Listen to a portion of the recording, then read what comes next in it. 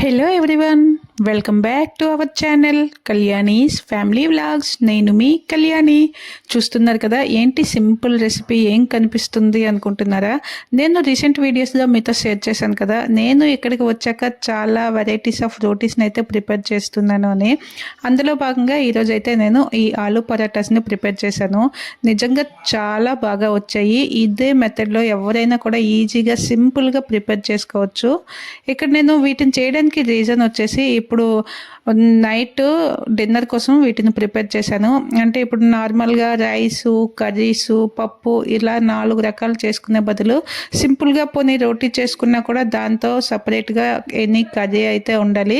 So అందుకని చెప్పి ఇలా నేను ఆలూని స్టఫ్ చేసుకొని ఆలూ పరాటాస్ని అయితే ప్రిపేర్ చేశాను. సింపుల్గా ఆలూని బాయిల్ చేసుకొని వాటిని ఈజీగా స్టఫ్ చేసుకొని మనం పరాటాస్ని ప్రిపేర్ చేసుకుంటే చాలా టేస్టీగా వస్తాయి.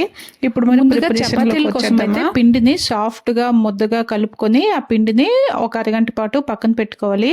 ఇక్కడ నేను మీడియం సైజువి ఒక 3 పొటాటోస్ని అయితే తీసుకున్నాను. దుంపల్ని మరీ ఎక్కువ మెత్తగా కాకుండా కొంచెం గట్టిగా ఉండేటట్లు ఉడికించుకోవాలి.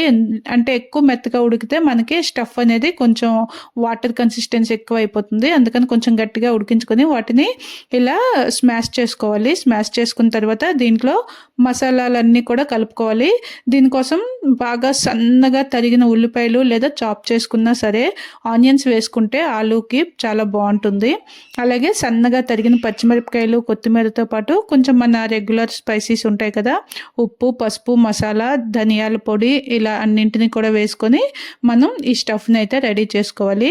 ఇప్పుడు మన చపాతీ ముద్దని మనకి కావలసినంత సైజులో తీసుకొని దాంట్లోకి మన ఈ ఆలూ స్టఫ్ని లోపల స్టఫ్ చేసుకొని వాటిని ఇలా నీట్గా పరాటాస్లా ప్రిపేర్ చేసుకోవాలి. ఎక్కువ అమౌంట్లో తీసుకుంటే మనకి ఈ ఆలూ స్టఫ్ అనేది బయటికి రాకుండా ఉంటుంది. అలాగే మనం ఒత్తుకునేటప్పుడు కొంచెం మందంగా ఒత్తుకోవాలి, మరీ ఎక్కువ పలుచుగా ఒత్తుకోకూడదు. ఇలా మంచిగా ఒత్తుకున్న ఈ పరాటాస్ని ప్యాన్ బాగా వేడైన తర్వాత మీడియం ఫ్లేమ్లో పెట్టుకొని 2 వైపులా మంచిగా కాల్చుకుంటూ, నచ్చితే నెయ్యిని కానీ లేదంటే ఆయిల్ కానీ వేసుకొని 2 వైపులా బాగా కాల్చుకుంటే చూస్తున్నారు కదా, మనకి ఈ ఆలూ పరాటాస్ అనేవి సింపుల్గా రెడీ అయిపోతాయి. వీటిని తినడానికి స్పెషల్గా ఎటువంటి కర్రీ కూడా అవసరం ఉండదు.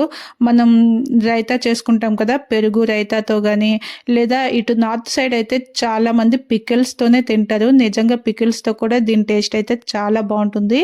ఇంకా పక్కన సలాడ్ ఎలాగో ఉంటుంది కదా, సలాడ్తో కూడా ఈ రోటీస్ని చక్కగా తినేయొచ్చు. అంత సాఫ్ట్గా మంచి టేస్టీగా చాలా బాగా వచ్చాయి. వీటిని చల్లగా అయ్యాక తినే కంటే అలా వేడి వేడివి ప్యాన్ పైన కాల్చుకొని కొంచెం నెయ్యి వేసి కాల్చుకున్న ఈ పరాటాస్ని వేడి వేడివి తింటే అసలు ఎన్ని తింటున్నామో కౌంట్ లేకుండా కూడా అలా నాన్ స్టాప్గా తినేయచ్చు. అంత పర్ఫెక్ట్గా, అంత టేస్టీగా చాలా బాగుంటాయి.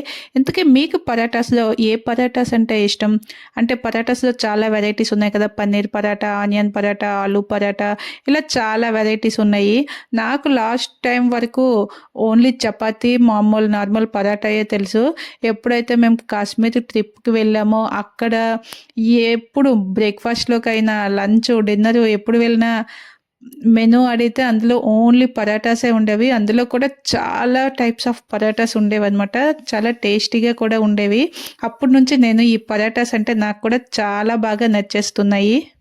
మరి మీ ఫేవరెట్ పరాటా ఏంటో కామెంట్ చేసి ఈ వీడియోని మీ ఫ్యామిలీ అండ్ ఫ్రెండ్స్కి షేర్ చేయండి. మరి మర్చిపోకుండా మన యూట్యూబ్ ఛానల్ కళ్యాణీస్ ఫ్యామిలీ వ్లాగ్స్ని వెంటనే సబ్స్క్రైబ్ చేసుకోండి.